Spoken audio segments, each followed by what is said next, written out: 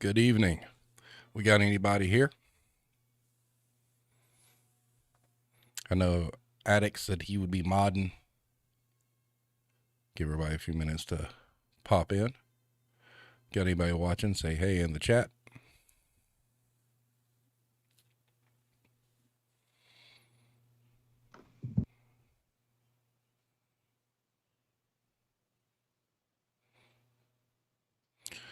What's up the fuck today? Glad you made it. You still good for next week?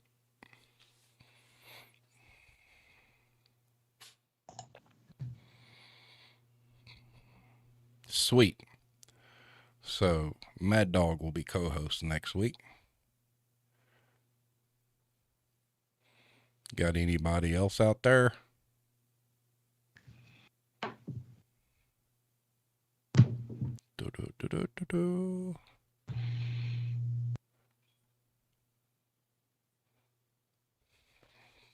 All right.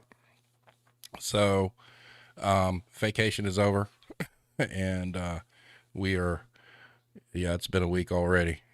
I can imagine. So vacation is over.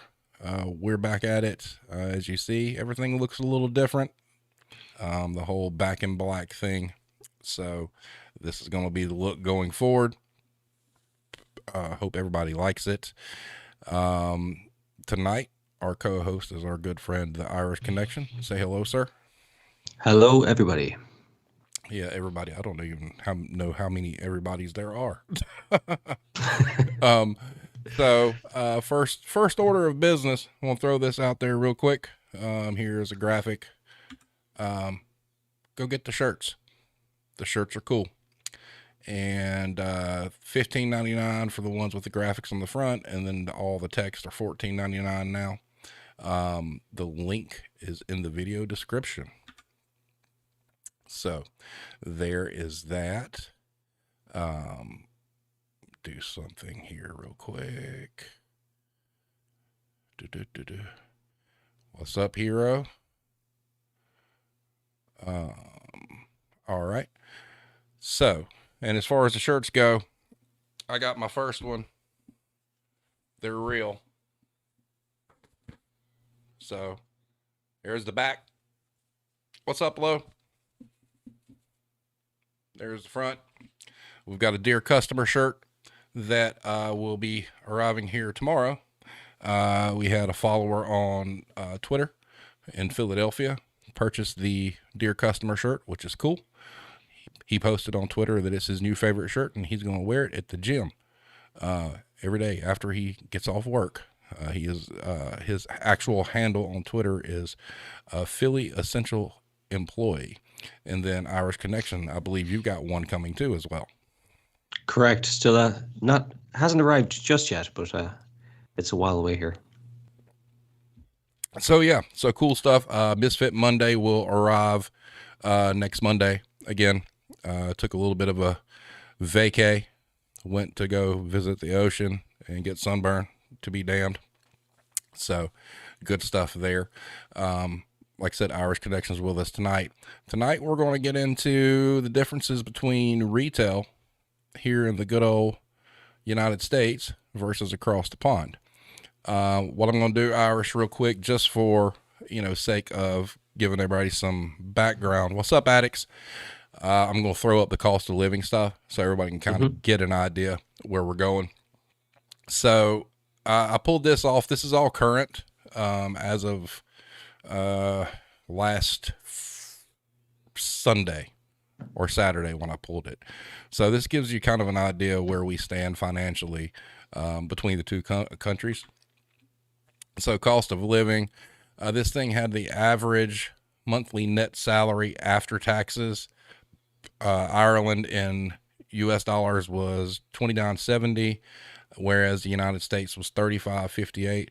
I don't know where that $35.58 comes from, because I'd love to see that. But so overall, average wise, the United States is a higher monthly net salary.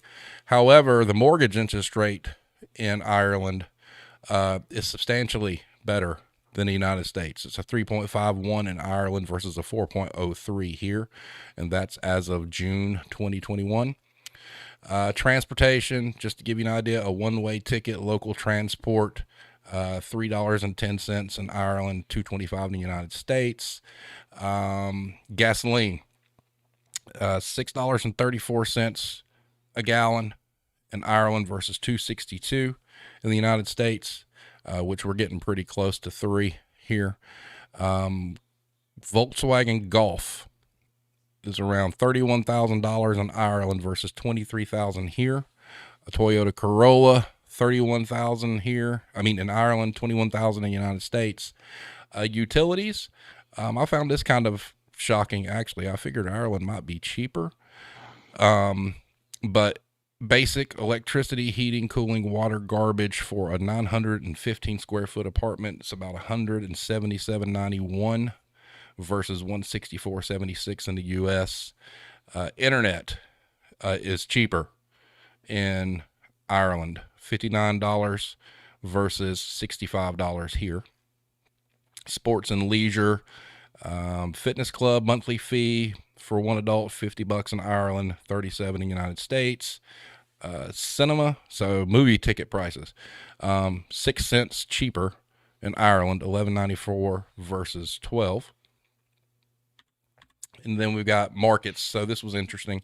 So a gallon of milk in Ireland, when I pulled this, was $4.61.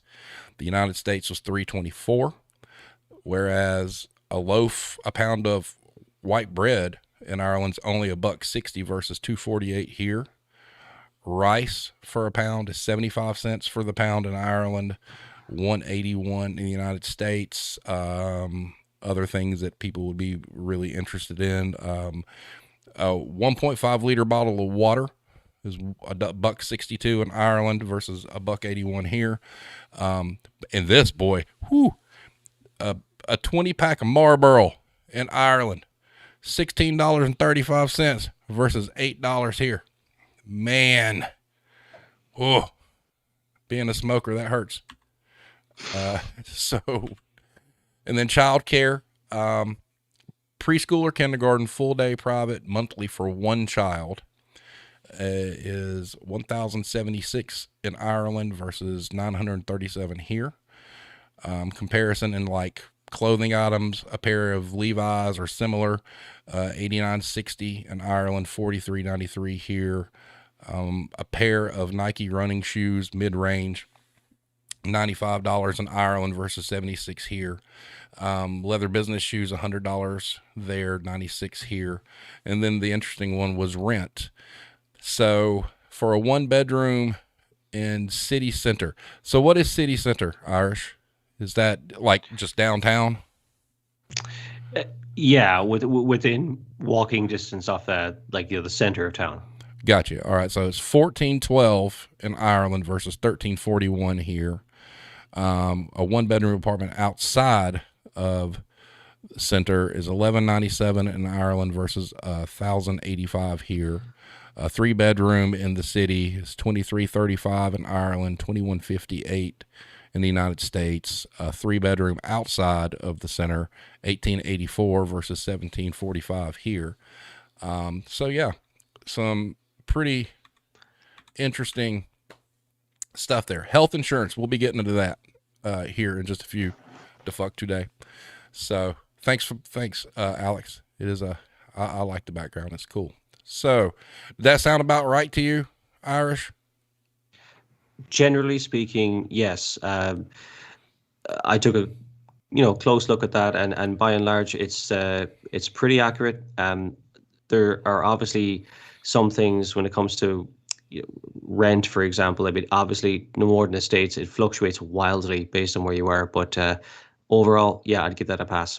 All right, cool. So in going with, that kind of gives you an idea, what the differences are. And he's right. I mean, I know I look at some of those prices and some stuff and I'm like, it's more expensive than that here. So it does have a lot to do with where you live, and the location that you're at and things like that, and the cost of living in that particular area. So now, what is your minimum wage there?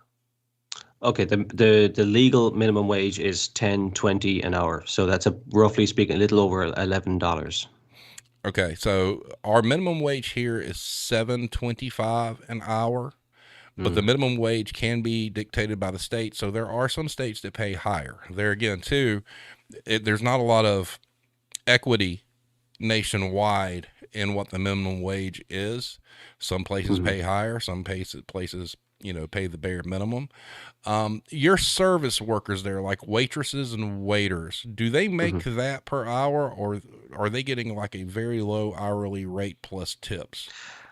No, regardless of what you do, that is the minimum wage. The tipping culture isn't. It's here a little bit with service for servers, but it's not as prevalent as in the States. So they do get an hourly wage. Wow, because see here, it really is kind of shitty because the restaurant, business and the service industry, they basically expect their employees to rely on tips. A Hmm. lot of places their hourly rates like $2.13 an hour. That's fucking criminal. Yeah, plus tips. So, That's and there's some crazy. restaurants, if you're lucky enough to get into like a really high dollar restaurant where a bunch of highfalutin people, come in, yeah, you can make some serious money. But just the fact that it's acceptable in the year 2021 for somebody to have a base rate of $2.13 or 31 cents an hour is asinine. I don't even know how that's legal. I don't even know how that's a possibility. But Yeah. it's crazy. So oh heck, got captions. What are you talking about, Russell? So yeah, it is. Yeah, can't make a living at the Waffle House. Now the fuck today. We'll go ahead and get this one out of the way. So your minimum wage there is roughly $11 an hour. All right. So Hmm. we know ours here fluctuates, and I know in South Carolina, for instance, Dollar Tree, they still pay their hourly associates like 7.35 an hour. But benefits was something that Defuck Today asked about, and I actually found this online. Um, it's from probably, I'll go ahead and say it's from the largest retailer in the United States. Um, and this was their breakdown on their pricing for benefits. So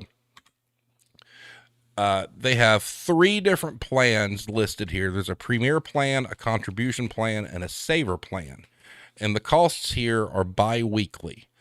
So for an associate who's a non smoker, if they're only getting themselves on the premier plan, it's $30.50 every 2 weeks. If they smoke, it's $61 every 2 weeks. When you go up in these plans, the actual amount that you pay goes up, whereas the associate only in the saver plan is $67.80 every 2 weeks, and then if they want to go to the contribution plan, it's $172.20 every 2 weeks. And here in the United States, basically what that means is with every plan that goes up in price, your deductible comes down. And but still, when you look at, let's just say there's a lot of people out there, let's say a single mom, for instance, an associate plus children. All right. So the cheapest one, if you are a non smoker, is $48.80 every 2 weeks. Okay. But your deductible sky high, which means, you've got to pay X amount of money out of pocket for the insurance to actually kick in. So if you want one with a low deductible, you're looking at 121.40 every 2 weeks. Now, when you start talking minimum wage, though, that money, starts to add up really, really fast. So let's also look at the fact if it's an associate plus a family. And that's where it really, really gets you.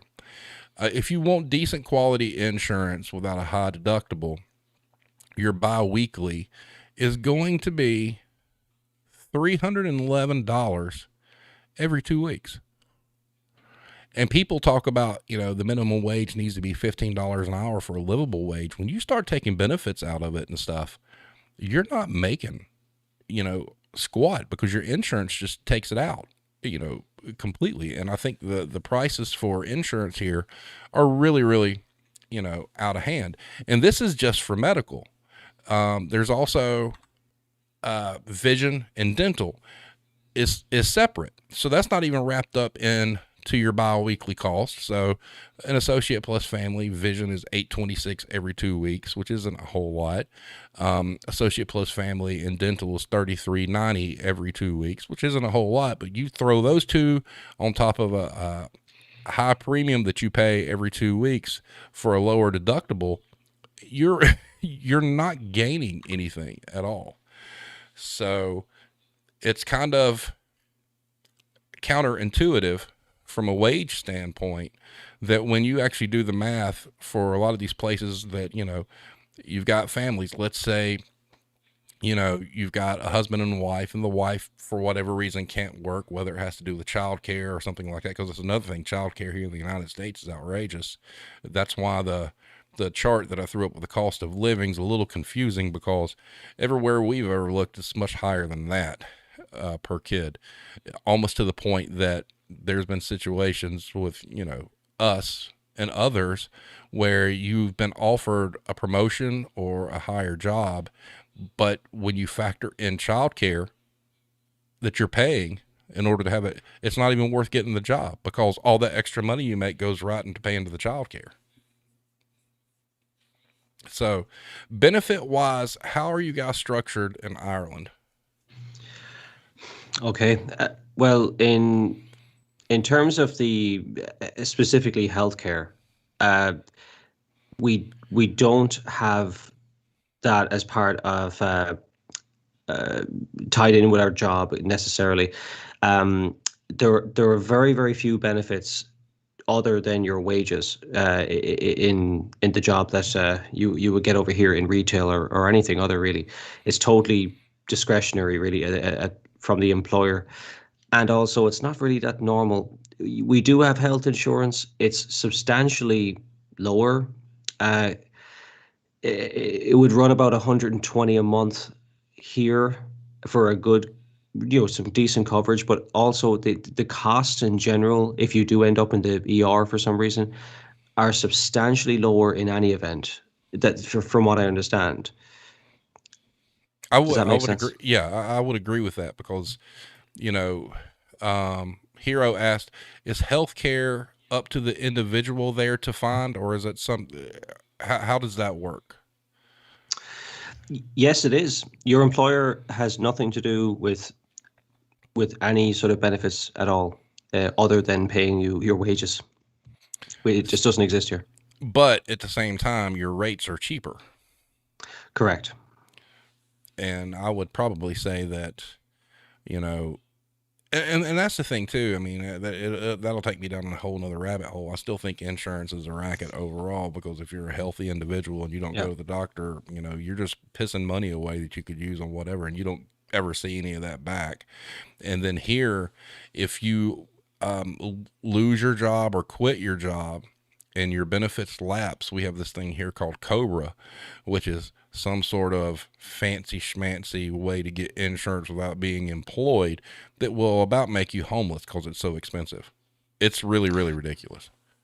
Yeah, I mean, I think healthcare in the United States is one of those things that you could do a whole episode on that alone. I'm sure it is, no matter which way you measure it, it is probably one of the most ridiculously expensive things that people waste their money on because like per capita, you guys spend like 2 or 3 times more than the next country on healthcare, and you don't get anywhere near the same outcomes. Now, do you guys have like a government healthcare program?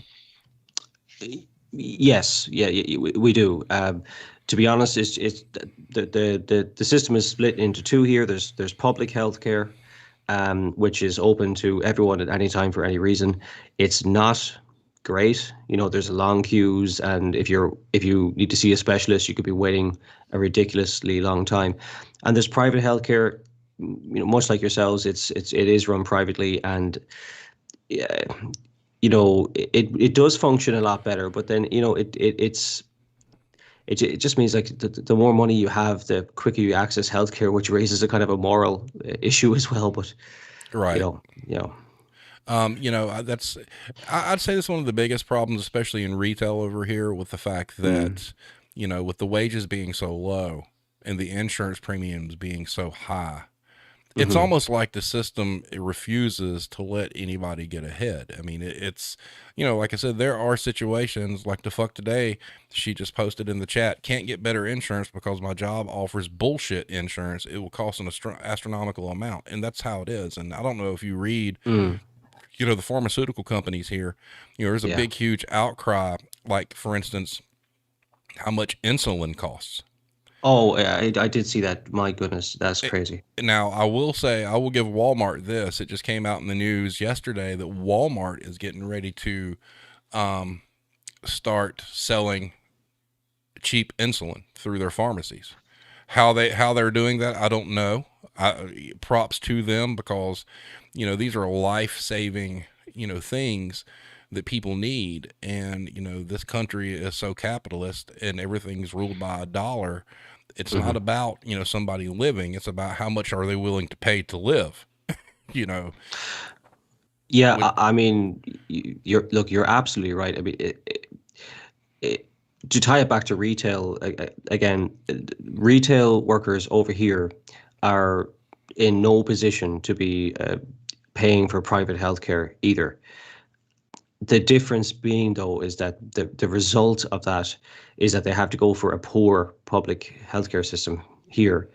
But the result over in the States, it seems to be dramatically worse than that. You almost, like you said, have the choice between, you know, going to Walmart for your insulin or dying. That seems to be a bit of a crazy choice to me.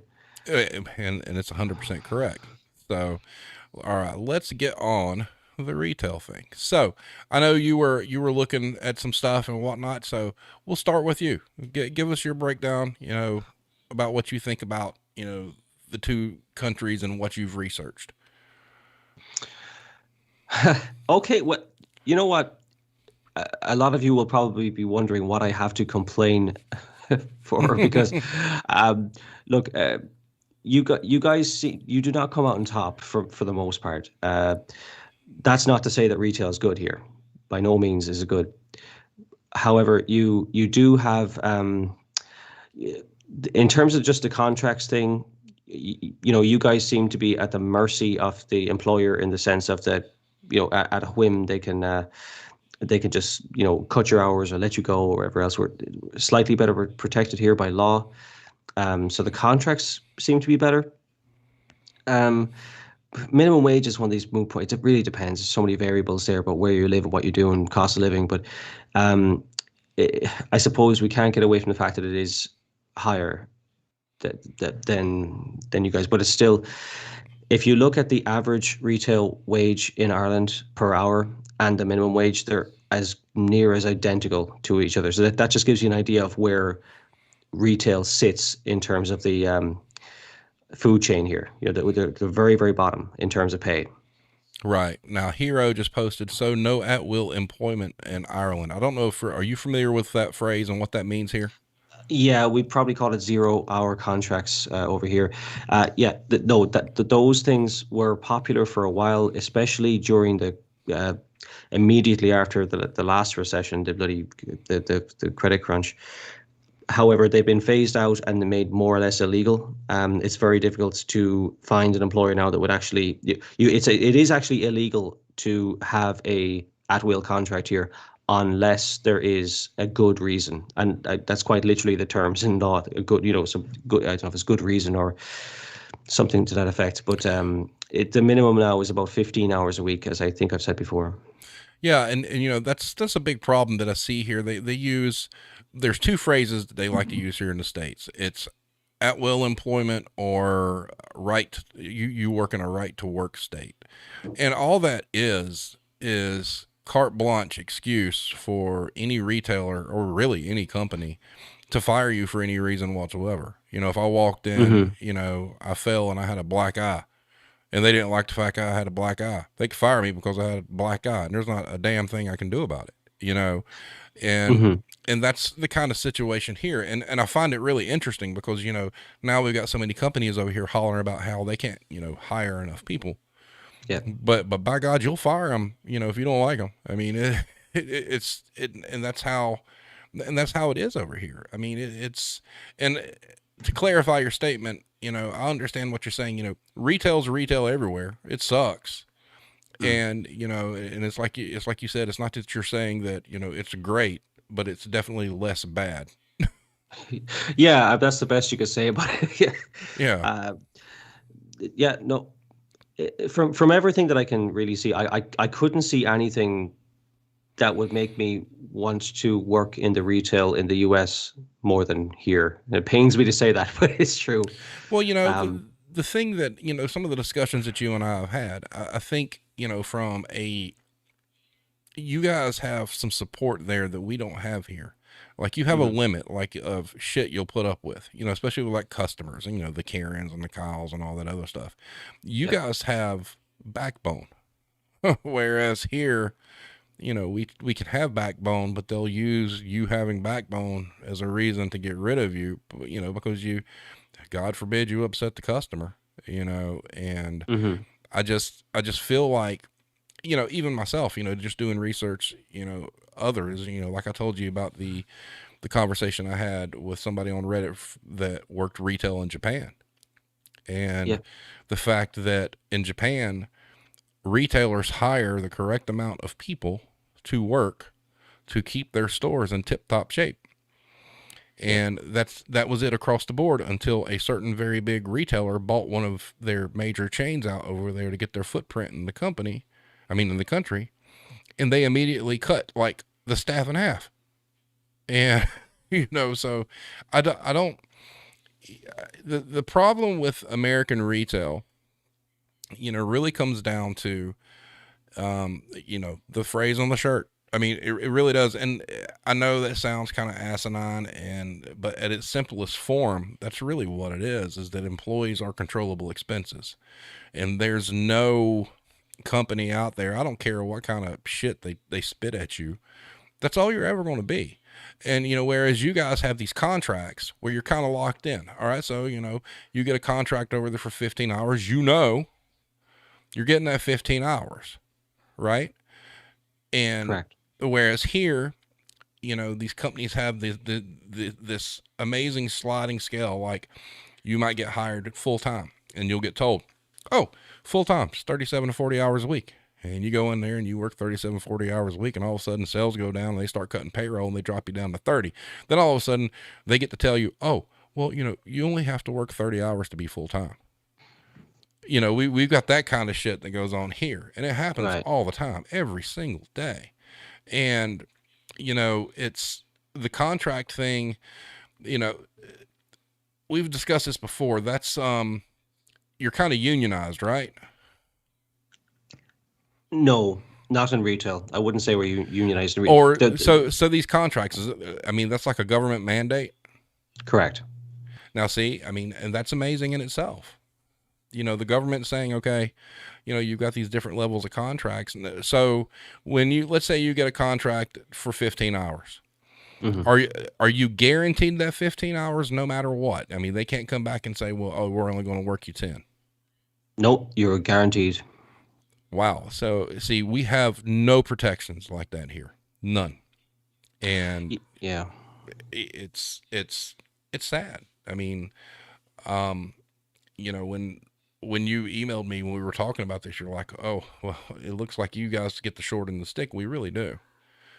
And, I wish I could get more people from other countries on to talk about this so people could really see, for as great as this country likes to, pound its chest, we lacking a lot. Yeah, I think that's correct, and in how you treat.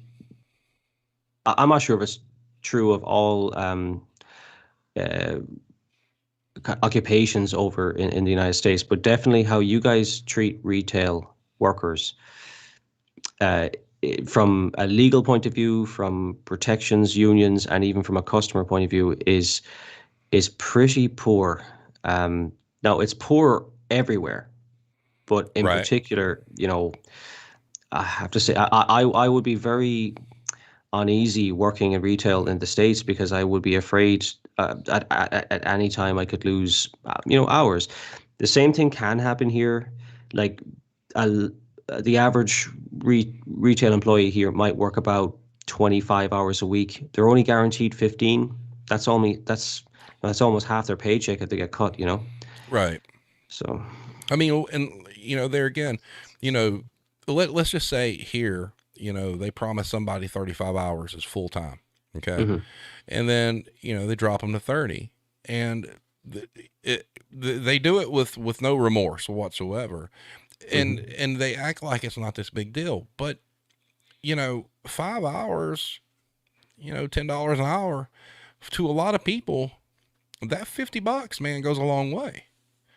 Yeah, it's And probably groceries. yeah, or gas, or all sorts of different things, and there's just no consideration for for that overall in the retail industry. And don't get me wrong, I mean, there's tons of you know people that are getting hired that have no quote unquote job skills, and they're there just collecting a paycheck and they don't want to work. And unfortunately, there's a lot of those.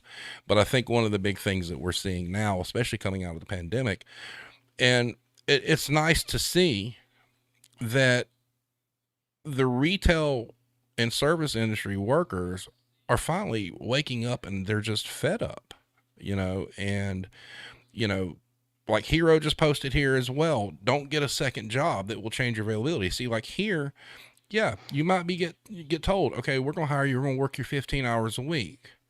Well, you're like, well, I need more than that, but this is all fine. And then they wind up finding another job, getting 15 hours a week elsewhere. So they're working two jobs, and there's no consideration because that first job's gonna be like, oh, you're supposed to be devoted to us. We come first.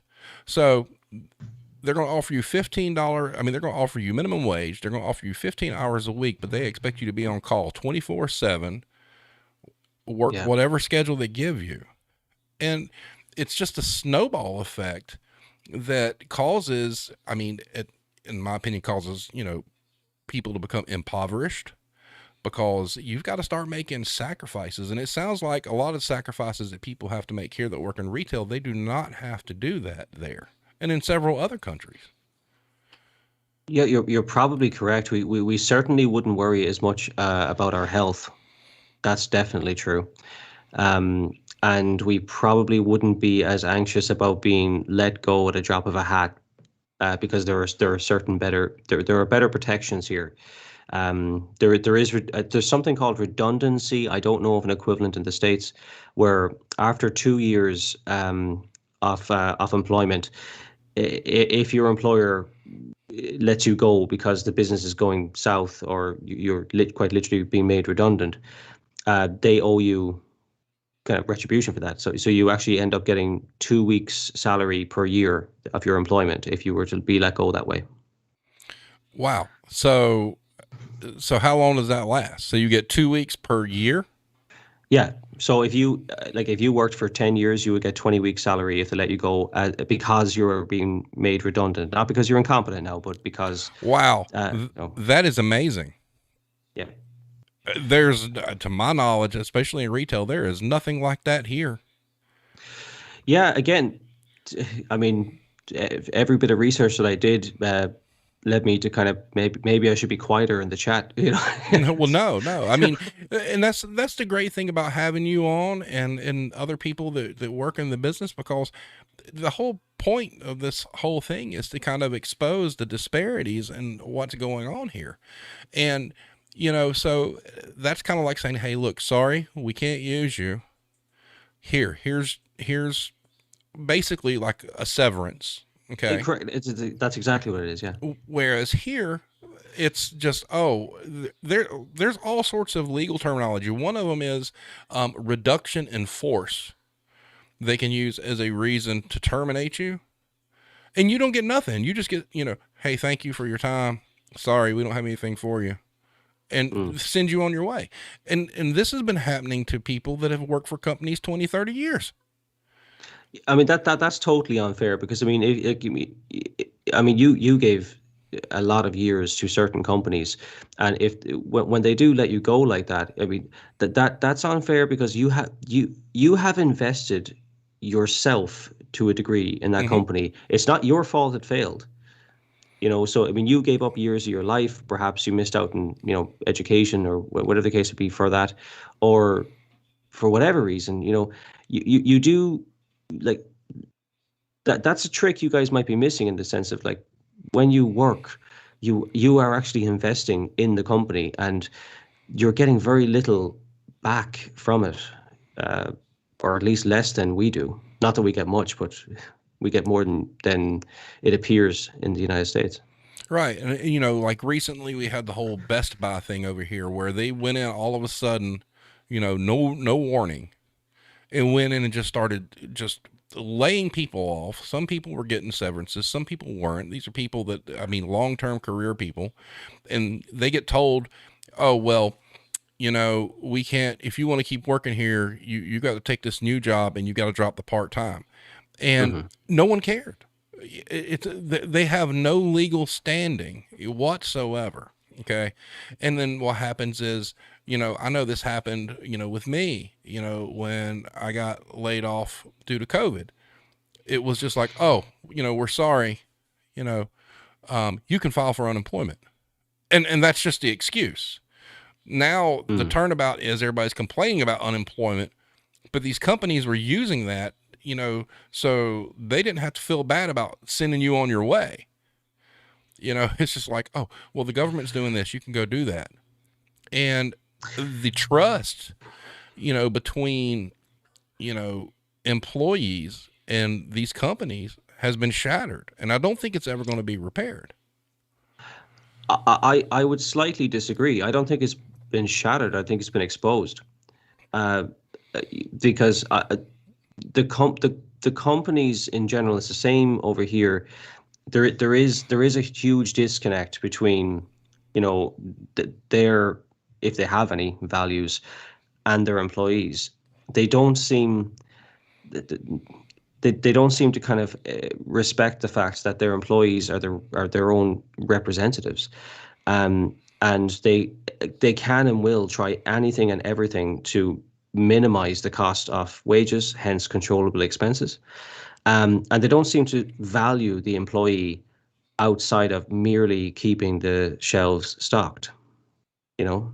Um, Uh, and that's an interesting thing because when I was doing research on the cost of benefits, um, so according to Google, the first 10 pages of search results and the actual search terms I used were, what is the average cost of health benefits to for employees in retail?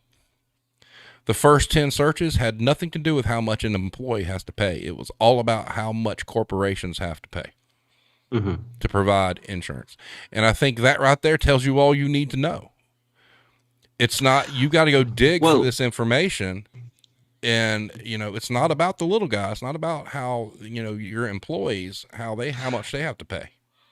no, if even if you were to look up mental health within retail, for retail workers or anything, if you were to put those into even like the likes of Google Scholar, the articles that come back are about how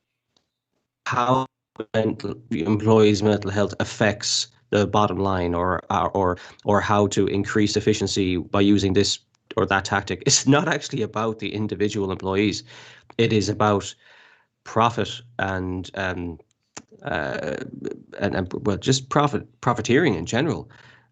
This There seems to be this. It almost feels like they're talking about like farm animals or something like that.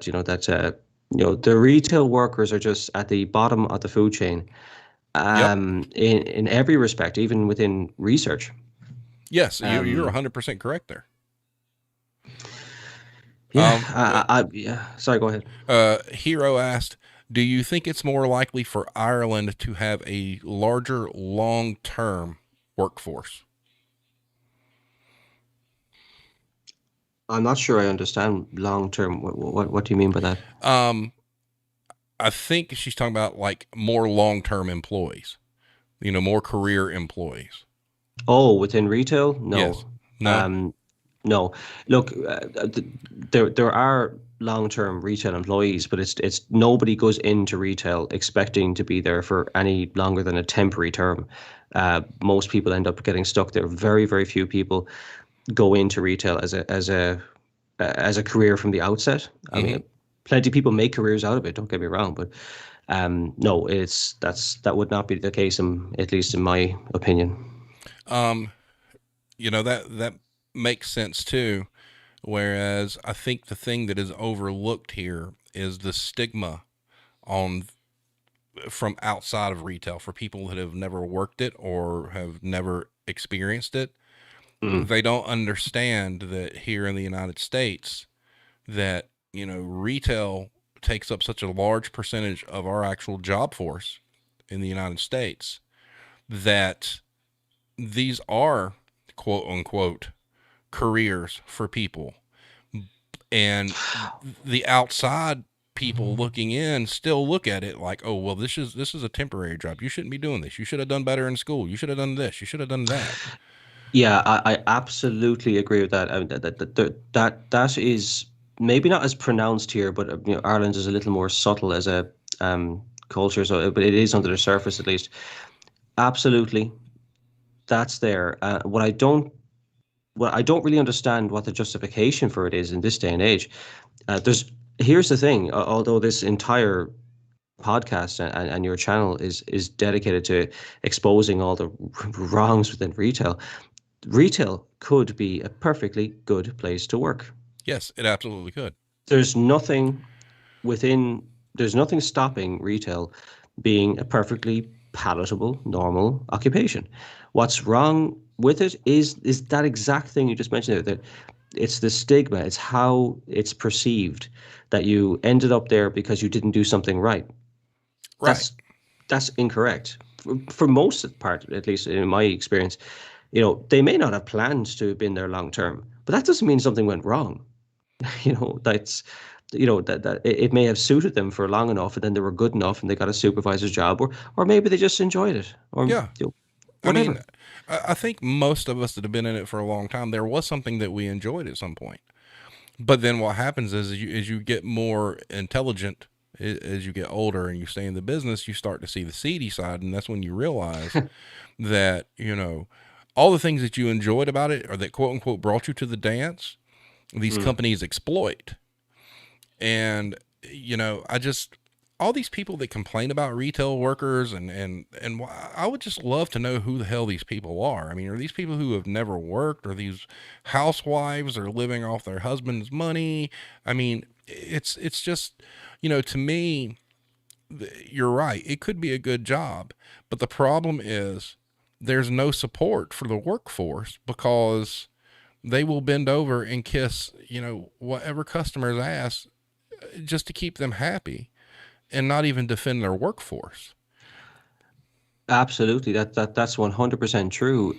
In and a lot of companies over here have followed in your footsteps in that respect of taking the customer is always right literally. I mean, it was a fucking marketing campaign, for Christ's sake. It wasn't supposed to be literal. And they are obsessed with um getting the most positive reviews possible, as if they really mean anything. If you look into company reviews, if anyone really paid attention to company reviews, nobody would ever subscribe to any uh, telecommunications provider, because they all have one-star reviews across the board. Mm-hmm. So that the companies have bought into this thing that basically allows the small percentage of customers that make your life difficult to a free for all. It's just they can pretty much do as they please once they don't break any laws, and to humiliate somebody or belittle people, um, if they so wish. And they're just sociopaths. I mean, they're in every society, but like very few occupations give them a kind of an open welcome to come in and do as you please. Right. And I think it's extremely tone deaf for all these corporations because you and I both know this, from retail hell, from, all the different places on Reddit and all the different, employee reviews and whatnot. There's millions and millions and millions of retail workers that go online and tell these horror stories about the treatment that they get from the customers, the general public, the corporations, and whatnot. There's all these voices screaming, and the corporations just aren't listening. They just don't. I mean, to me, on the surface, they just do not care because I have not seen any big headline anywhere talking about what all these retailers are doing to help the mental health of their workforce. And you know what? In my experience, the disconnect between the head office and the foot soldiers is so severe that if it ever does occur that a large corporation turns around and says, right, no more Karens in our stores, we're standing up for our employees, I wouldn't believe that necessarily, because I think it would be just another one of their marketing campaigns to appear decent in the public eye. Right. If somebody designed a marketing strategy that says, you know what's really popular these days, workers' rights, and you need to perform as if you give a shit about that. It would be the same thing about they never cared about recycling or being green before. That's a hot thing now because it's, more to the forefront of the popular opinion, I suppose, especially among the youth. Mm-hmm. So it may well happen that corporations do um, stand up for employees, but I would take that with a pinch of salt, and that won't be anytime soon, by the way. But I'm just saying, if it does happen, don't think anything's changing. It's just they're going with whichever way the wind takes them. Yeah, and you're right. I mean, but there could be a retailer out there right now that I mean, legitimately bought into that and believed it, and they will become the industry leader on that. And people have no idea. These companies have no idea if they adopted that philosophy where they would at least just back up their employees. Yeah. I mean, just back them up. Don't give away the farm. You hire and you train these people to do things, and the amount of stories that are out there about corporations turning their back on employees who followed policy to a T Yeah, is insane. I think that it wouldn't, in my experience in a few of the former retailers that I've worked for, it would have been a lot more bearable, like the Karens and the unsociable hours and this, that, and the other, if when the occasion happens that I needed backup, I got it. But Mm-hmm. most of the time, if it was a Karen, for example, they got lip service, and occasionally they got actual refunds when they weren't allowed them, or shouldn't have been allowed them. And they often, in a few cases that still piss me off to this day, years later, they ended up getting things like gift cards. They Yep. literally got rewarded for throwing an adult temper tantrum. It's and I don't know what the answer is. I mean, that's we kind of had a discussion about this on the way home, um, talking about. I mean, the wheels have come off the wagon. It's like, what's it going to take to get back to decency and people treating people with respect? Because it's just so far gone now that these retail companies they're enablers. They're complicit in how. I mean, they really are complicit in letting society just spiral out of control because they're letting people just act a fool and not taking up for their employees, not checking on that employee who got yelled at that went and hid and cried in the freezer, or the employees that are depressed because they already have a bad personal life, and this customer comes in and just berates them, and this kid thinks they're doing their job perfectly and they actually were, and their boss tells them that, hey, you could have handled that better. I mean, I just don't know what it's going to take, and I don't know if it's ever going to get fixed. I don't think it'll be an easy fix. I think it will in a way, it might be happening almost organically because of the popularity of things like the Karen memes. Because I think that the generation coming up just are not as bad. They understand that things a bit differently. They understand that you didn't end up in retail because you flunked out of college or because you weren't smart enough to get into college. They understand that there's a million and one reasons why you might have ended up in any job. And for whatever reason, in the past, retail was looked on as this temporary juncture to which if you stayed for too long, it was evidence that you failed. That is Right. not, and that's a cultural thing, and it's really fucked up. I don't know why it really stuck, but it seems to be the general attitude of a bygone time. Um, so eventually, I think it might just change organically. But honestly, in the short term, it might take something, completely crazy, like some sort of in at least the States, some sort of class action lawsuit as to why people are suffering from fucking anxiety at an unbelievable rate within retail and not in other sectors, and it's because of the way that their employer is allowing people to treat them. Right. And that's a brilliant point. I don't know how it is in Ireland, but I can tell you here, the biggest problem is retailers have no accountability. Correct. And legally they have none. There are so many legal loopholes. I mean, God, I don't know how it is there, but I mean, we've got a government that lobbied and passed the fact that retailers and employers cannot be held accountable for, if let's say they change some sort of mandate, and they just act like business is like it has always been. There's no pandemic. They Hmm. force, maybe you got an employee who wants to wear a mask because they feel safe, but they tell them they can't wear the mask because the company doesn't want to. They catch COVID and they die. Guess what? Our government has said, oh, not the company's fault. They're not liable. Well, I mean that I would love to know if that would pass your own Supreme Court, because at the end of the day, I mean, I think all employers should have a duty of care to their employees. Not just the bleeding obvious of having illuminated fire exits, but also like down to the mental health level of ensuring that your employees are within as best as you can. You're providing them in an environment where they're not exposed to things they didn't sign up for. I mean, Right.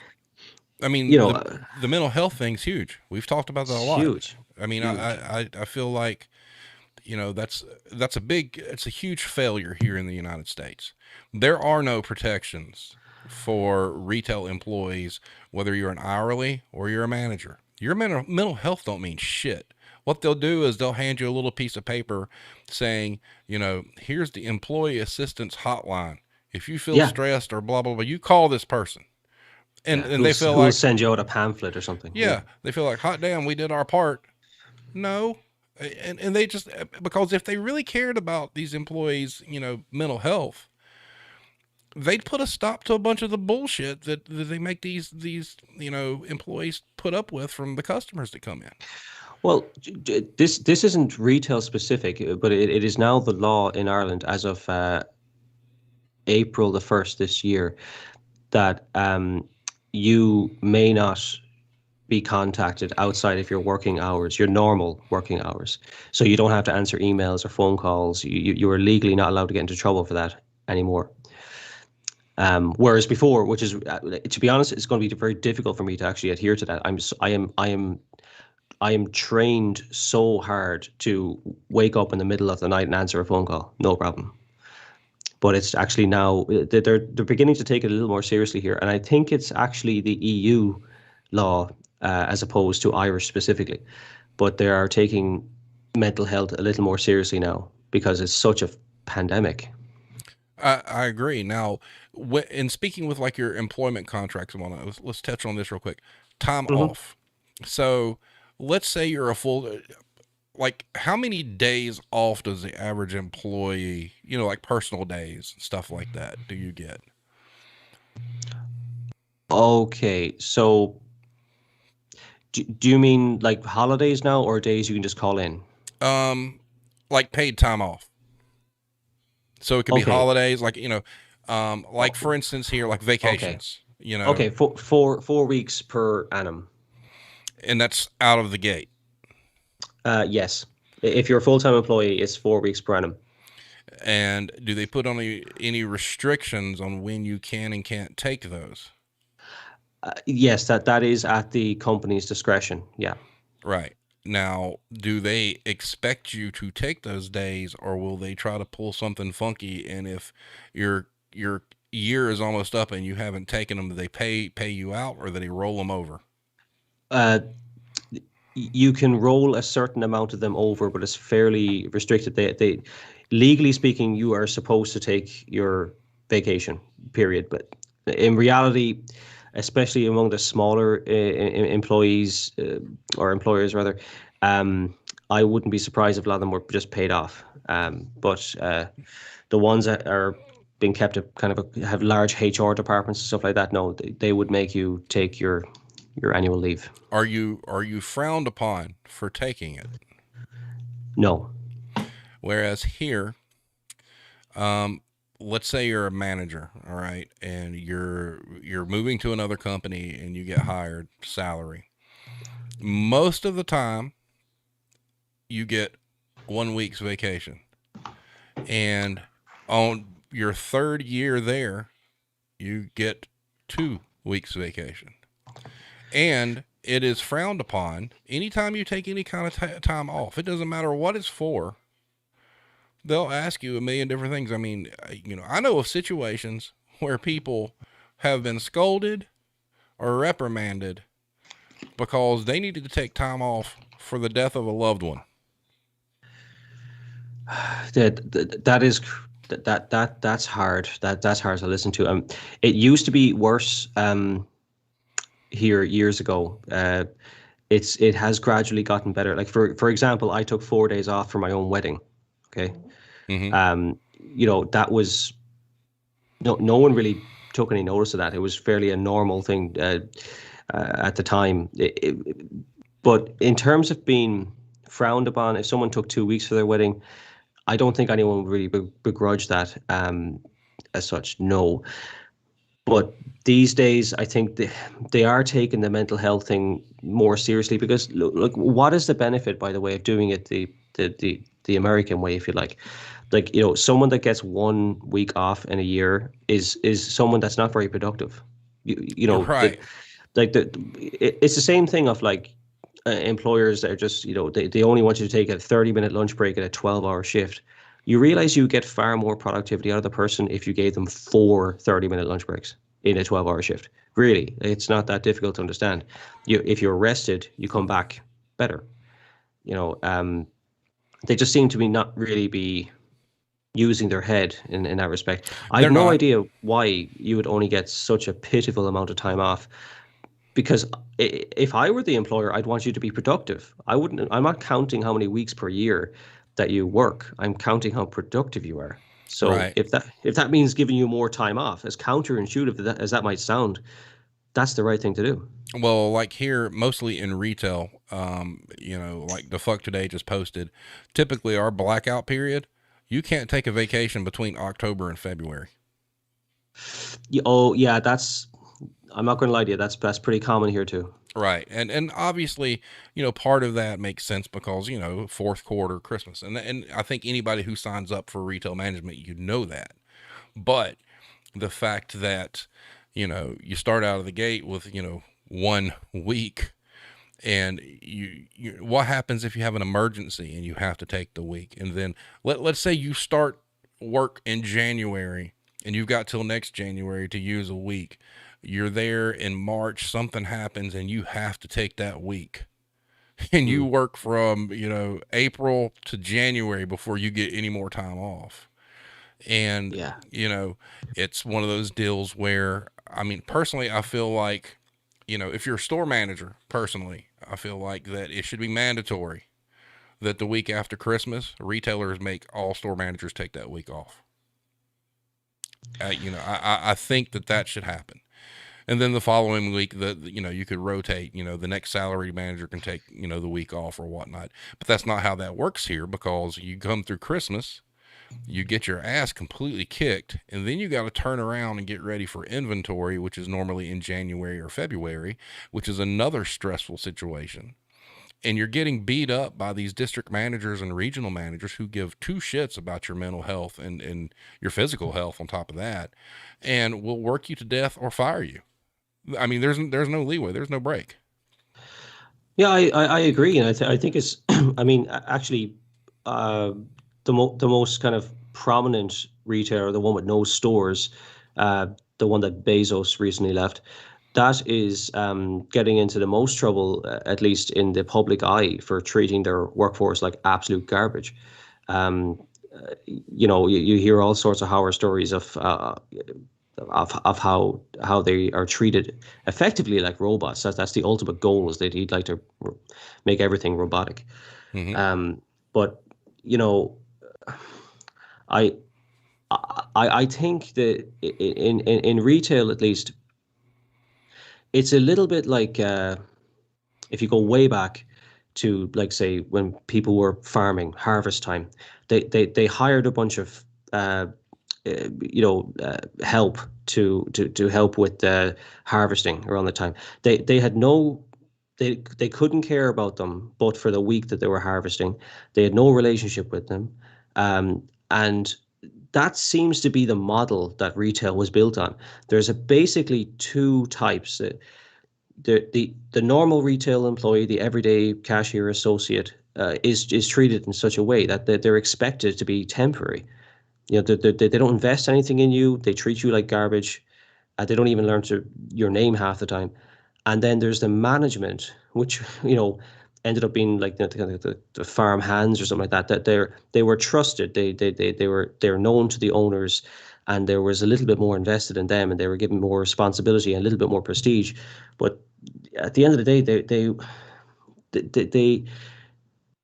that is not the way a business should run in the 21st century, when we are realizing more and more that about humanity, that we should be treated like decent people. We made such strides over the last 100 years or so, that in treating everybody as equals and everything else, with the small exception of things like certain jobs.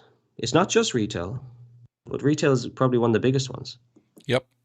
And to give you an idea how bad it is here too, Russell just posted it, and I remember when this happened. He was expecting a child over Christmas. It just happened that way, and he was getting shit about missing work for the birth of a child, for a perfectly understandable situation, just because it was Christmas. And this was while working for a dollar store. Yep. Well, I I mean, mean, that's that's insane. insane. Yeah, and it's the mental health situation. I just, man, I don't know.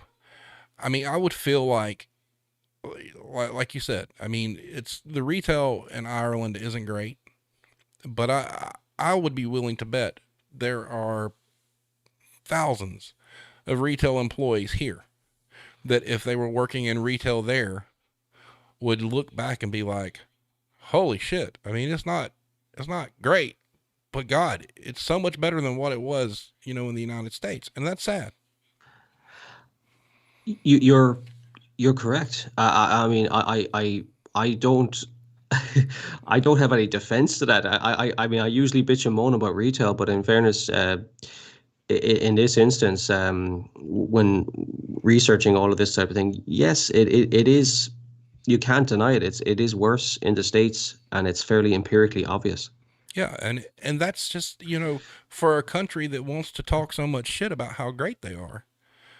You know, I mean, these customers that come in and complain and berate these associates don't realize how much of their life depends on these associates. Providing, what would they do without grocery store employees? What would they do without, employees at Walmart or, wherever? Because most of the customers that come in and start complaining, they're complaining about things that basically prove that they're helpless. you know, they wouldn't be able to survive. And they want to berate Yeah. these people. I mean, um, and let me give you an example, okay, of how lazy customers are in the United States from a pricing standpoint. So I don't know how it is there, but if you walked into a grocery store and you wanted to buy, let's just say an onion, all right, Mhm. we have lazy ass people here that, let's say that onion's 88 cents, all right, they Mhm. will pay $2 for that same onion that somebody has chopped up. Yeah, I don't know who falls for that stuff. Look, we have chopped onions here as well in the freezer section and stuff like that. I don't know uh, who the hell can't. I mean, But that's my point. They want to yeah, berate these employees and stuff. There's employees out there chopping onions and yeah. chopping meat and doing all this other stuff that they don't want to do. How would they survive without these people? It's you talk about biting the hand that feeds you. You're biting the hand that chops your shit. It's like, you know, it, our society is so entitled that, you know, and then if, God forbid, you go into any grocery store that sells chopped vegetables or prepared meats or whatnot, and it's not there waiting for them, you'll see Mm. some people's heads spin around like, you expect me to go home and pull out a knife and cut this? How dare you? you know, that's what we're dealing with. Yeah, I think for correct me if I'm wrong because it really this is your best to judge here, but perhaps in the States that it was driven home for way too long that if you go out there and you work hard and you can do what you want with your money, you're when you walk into whatever service you choose to go into, you're the king. You should that they should bow down and respect the fact that you are so good to come in and spend your money in their establishment. I I'm not so sure why, like with all the choice you have there, why retailers put up with that sort of nonsense from customers. Maybe I'm wrong on that. I don't know, but there seems to be why someone. I'm trying to figure out why someone would be so entitled. I don't know. You know, that did you watch that video I sent you? Yes, yeah, I did. Okay. Well, Russell in the chat was like, look up on YouTube why America isn't the greatest country. See? Told you. It pretty much sums it up. Yeah, it does. I just don't know why it. Look, I guess if you take public transport in the States, which I have done, I could if I were to treat an Amtrak driver or a bus driver or similar the way that certain uh, retailers or expect their employees to be treated, I would be kicked off. No questions asked. You know, there's even a sign: "Don't talk to the driver." You know, So let me ask you this, because I know you said your wife's from the States. correct. Um, have you spent like any kind of time in the States? Yes, I have. Um, and let me just ask, where would you rather be, the States or in Ireland? I would rather be here in Ireland. That's pretty much what I expected.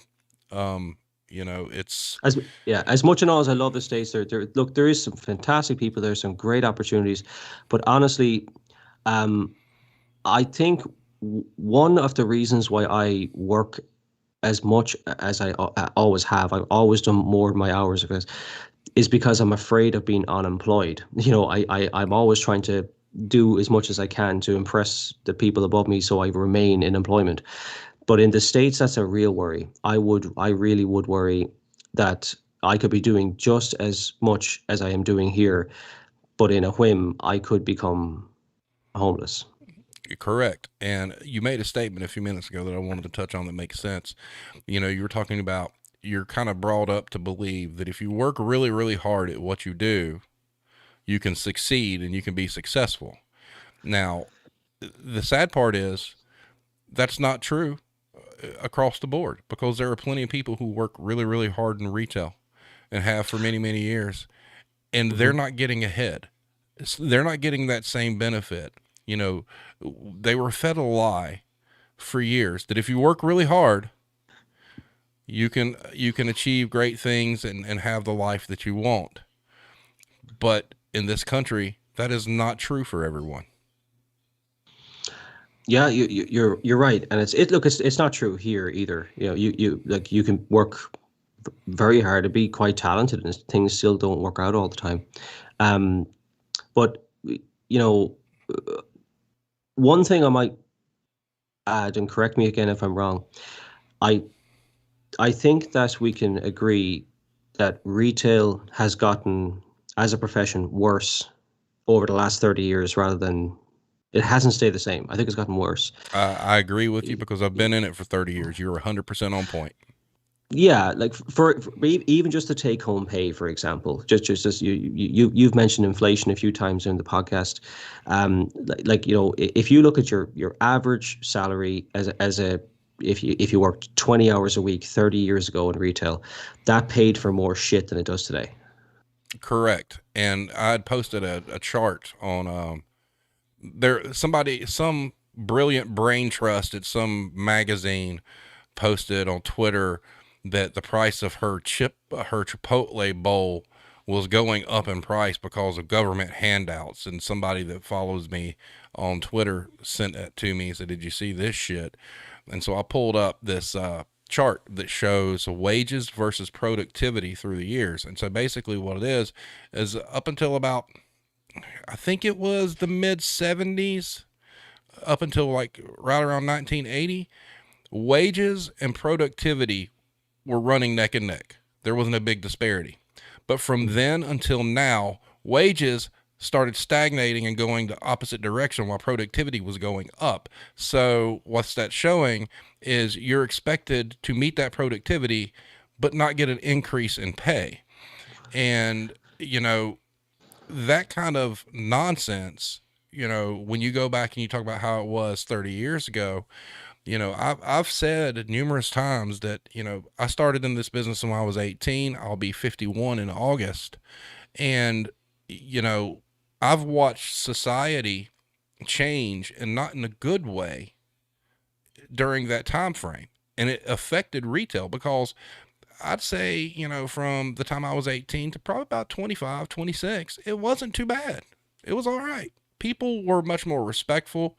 People were more respectful to employees.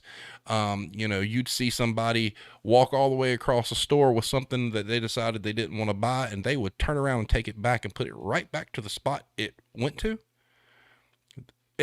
But I just watched the wheels come off in like slow motion in 30 years. It's gotten so bad. And even back then, the money wasn't great, but I feel like the way you were treated was different too. Hard work was rewarded, especially if you were an hourly person.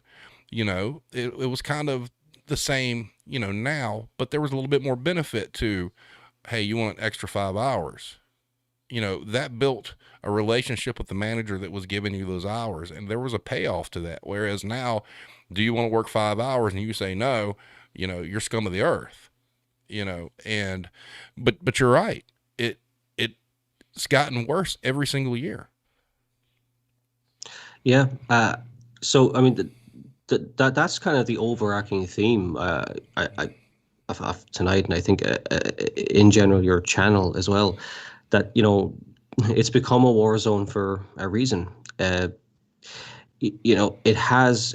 was probably never ideal, but I think you were more respected, decades ago for doing it because it was just seen as someone's working hard to put some food on the table type of thing, and I think over the years it's just become this.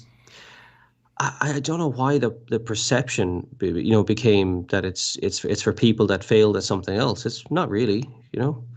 It's not, most of the people I've met in retail, they probably didn't plan on staying there long term, but it did suit them for one reason or another.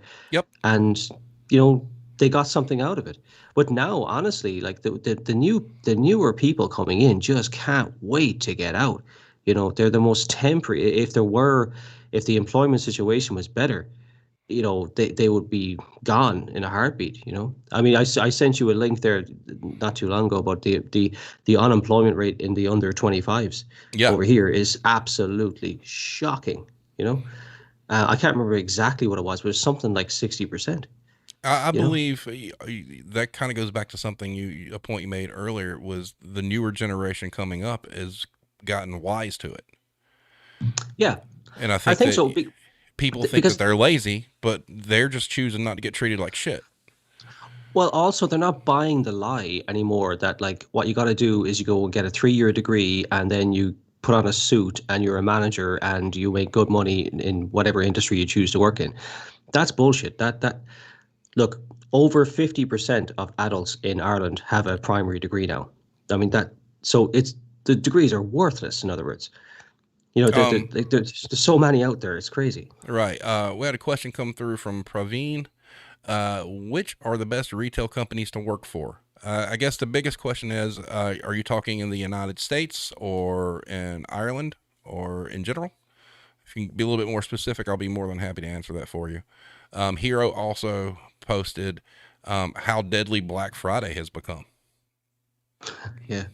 I mean, and that really has, you know, there again, not caring about employees' health, allowing the idiocy to continue on Black Friday.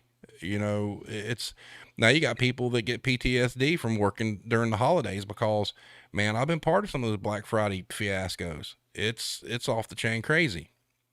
U.S. companies, you know, to give you a rundown, I've worked in the drugstore business, mass merchant retail, music instrument retail, um, discount retail, clothing retail.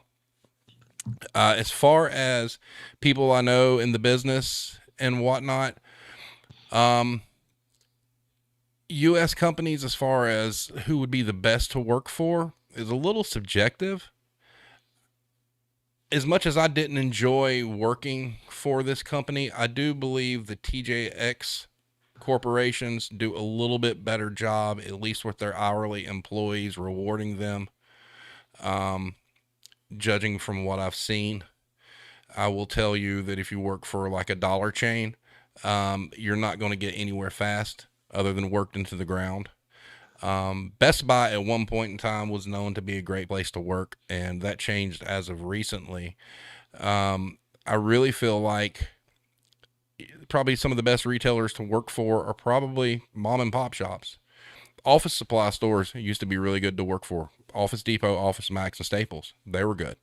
But as the payroll crunches have come in, through the years, they're all, just a different head on the same snake. There's not anything out there that's, blowing up, getting glowing recommendations as a great retailer to work for.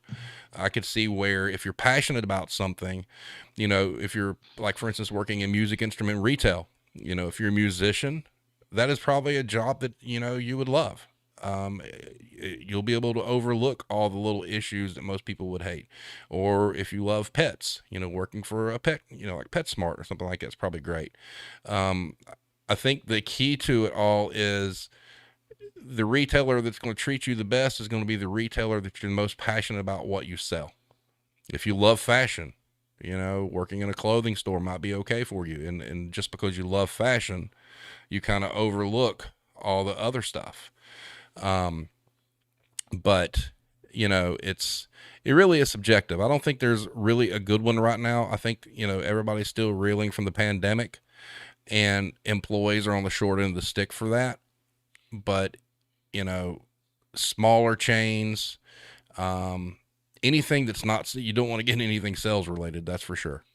That'll drive you nuts. But I would suggest do your research. Go to Glassdoor. You'll see all sorts of reviews or whatnot. But I think you'll find that most of all the big retail chains aren't real well thought of. So the smaller companies are probably the best ones to work for. And having said that, we're at an hour 20. What time is it there, Irish? 20 past 2. Jesus Lord.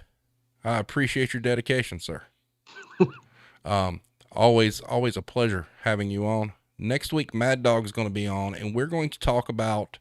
She's got to send me some examples. Damn it. We're going to talk about like politics, not as in like Republican, Democrat, that kind of stuff. Politics and different policies that basically affect like supply chain. The things that you because certain politics and things like that.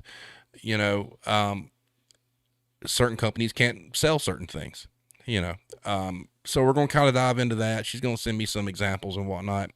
Costco. I have Costco is one that I will say there hasn't been a lot of negative press about Costco. That might be somebody to check out, to be honest with you. And I've actually known a couple of people that worked for them that had really, really good things to say. They're a very guarded company, and I think that they are one of the few that have always paid their employees very, very well. So that's probably a good one to check out. Hero says everything is made in China. Yeah. Well, I mean, true, stuff's made in China, but there are different things that, keep stores from getting, filled. So we'll see what Mad Dog's got for me, and we'll dive into that. As always, it is wonderful having Irish Connection on. I love having him around. It's great. Something I want to do. All right. I don't know how I'm going to make this go viral. I would like to. So we're all aware of the shirts. Okay. I want to have a shirt that has the Retail Warzone logo at the top, and then has the employees are more than a controllable expense on the front with it as well. And I want to get people to go stand in front of the retail establishment they work for, or one that they despise. Maybe stand with an associate. Get your picture taken, send it to us. We're going to call it the Warzone Challenge. That's what we're going to work on here. I think that would be a lot of fun. I think it'd be cool, and it'd be a great way to spread the word. Like I said, there's a shirt in Ireland. There's a shirt here. There's a shirt in Philly. You people need to get on the stick and go get a shirt. There's not a lot of profit in them, so it's not like I'm making money hand over fist. It's like a buck profit. So, hashtag Warzone Challenge. Praveen asked, what are some areas you think the media should cover more in retail? Ooh, Irish. Wow. I suppose a little bit of everything that we speak about. I mean, the mental health of employees. I'll go for that one. I agree. I think mental health and employee treatment from the general public, I think, should be the two most important things that the media should cover, period. Because people have to the media is a very powerful voice. The media has the ability to show the humanity behind retail employees and what they put up with. It's not an easy job. There's a lot of people that badmouth these people that work in retail that would not be able to stand a week in that job. It is hard. 100%. And, you might see that 17, 18-year-old cashier that, oh, this is their first job. It's easy. No, it's hard because they have to put up with asinine bullshit. They may have grown up in a loving family who have taught them treat people like you want to be treated, and they don't see any example of that all day long. They just get beat to death. So mental health and employee treatment, period. That should be all over. I would talk to any media person ad nauseum. I'm sure Irish would too. I'm sure Mad Dog would, Hero. We would go in on it. I'd love to be on some whatever show and just rant and rave about how, retailers are letting their employees just get walked on like floor mats, and it's just uncalled for. They shouldn't. So, Defuck Today says, we don't make the rules at the store. We just enforce them. Yep. Exactly. Verbal abuse in retail. Everybody remember hashtag Warzone Challenge. That'd be cool. Irish, thanks for being on. We'll let you go get some sleep. Everybody, we will return Monday. Misfit Lounge. Praveen, thanks for being here. Thanks for joining the chat. Hope to see you next time. If you haven't subscribed, go right ahead. We do this every Wednesday night. We have a forum where if anybody wants to be on the show as well, you can fill that out. All the links are in the description. And having said that, Irish, thank you for being on. You have a good night, sir. Thank you. Thanks, everyone. Good luck. All right, everybody. We will see you next time.